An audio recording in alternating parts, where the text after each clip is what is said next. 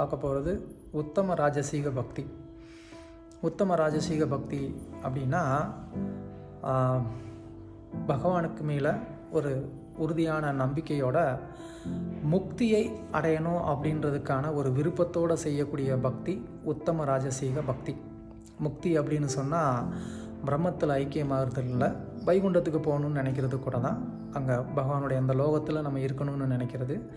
So அந்த மாதிரி ஒரு விருப்பம் கூட உத்தம ராஜசீக பக்தி அப்படின்னு சொல்லப்படுது. ஸோ அது நம்ம பல உதாரணங்கள் பார்க்குறோம். நம்மளே அதுக்கு உதாரணம். நம்ம எல்லாருமே பக்தி செய்கிறதோடைய நோக்கம் என்ன அப்படின்னு கேட்டால் கண்டிப்பாக பகவானுடைய லோகத்துக்கு போகணும் அப்படின்னு நினைக்கிறது தான். பட் அந்த ஒரு பக்தி கூட உத்தம ராஜசீக பக்தி அப்படின்னு சொல்லி அழைக்கப்படுது.